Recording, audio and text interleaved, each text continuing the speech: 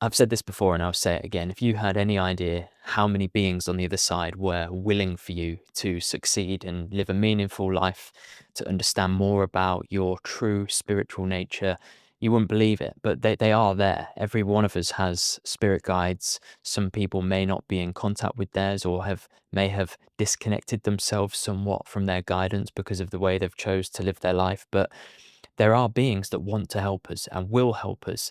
But it's not just about trying to use our mind to talk to these beings, although we do that. There has to be inner alignment within ourselves. And I've found that there are 5 states that when you align these various aspects, which I'll talk to you about today, the guidance comes very quickly. And they're simple things, but they're simple to explain. They're not necessarily really obvious unless someone points them out to you. So the first one is sincerity. And I want to talk to you about this because it's really, really important. Many people try to connect with their spirit guides, but they do so with an agenda. They do so with this needs to be fixed, or I want this by this amount of time, or I want my life to unfold in this exact particular way.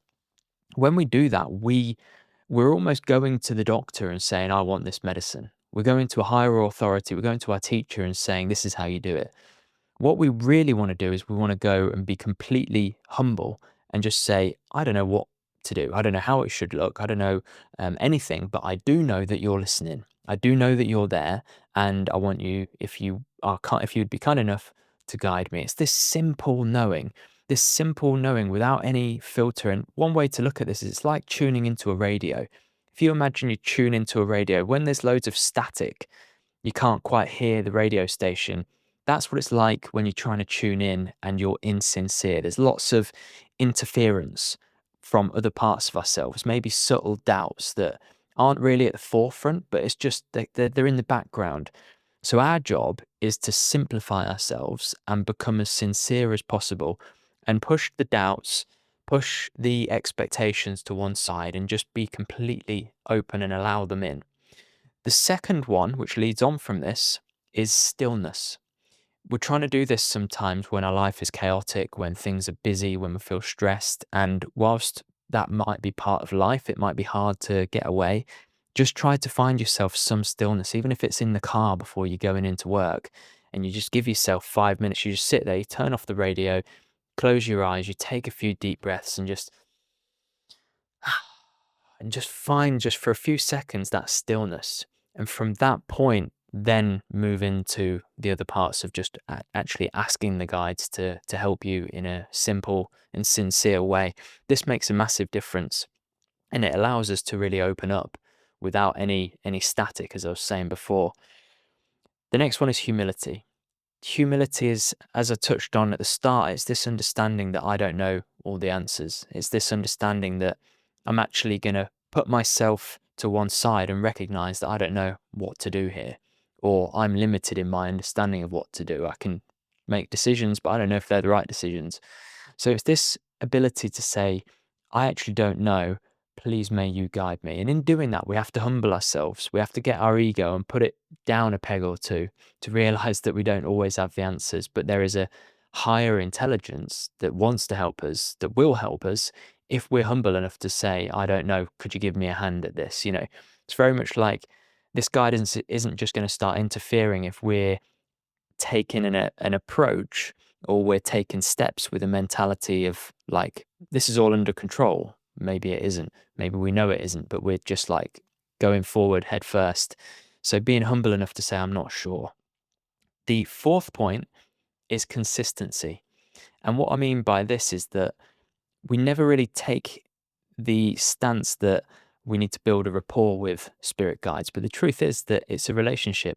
Any relationship that we are trying to form becomes stronger if we build a rapport. And I really, really encourage you to express lots of gratitude for these beings. There's beings who, from getting nothing for themselves, have chosen to shadow you, to shepherd you, to look over you, to help you. And we never ever, or very rarely, for a lot of people at least, do we stop and express gratitude and actually wake up one morning and say, thank you so much. Thank you so much for actually looking over me. I might even not even know who your name is. I don't know how many of you there are, But I know in my hearts of hearts that you're watching over me and that you always have. And I want to say thank you for that. So do whatever you feel is appropriate to build a rapport. But I would suggest expressing gratitude, mentally talking to them every day, and just building this bridge, actually forming this connection by you stepping forward and communicating with them in your mind and just talking to them. This is how we start to build up a rapport. And as that relationship strengthens, it becomes easier for us to receive guidance. It's a smoother connection. The fifth and final point is alignment through growth. And what I really mean by this is that oftentimes people go through some hardship and they go to their guides and they say, "Can you free me from this hardship?" Now, similar to one of the other points, the hardship might be there for you to learn. There might be some key lessons that you need to gain from that. So, what number five is really about is shifting our mentality, not necessarily to like, I need suffering, I need to suffer in order to grow, but more like, okay, I'm going through this experience at the minute. Can you guide me to what I need to learn through this experience? There's something that's trying to teach me here. Can you guide me? Can you help me? It's a shift in mentality rather than being like, can you take this problem away? I've got some suffering. Can you get rid of it for me? Ask, what can I learn from this?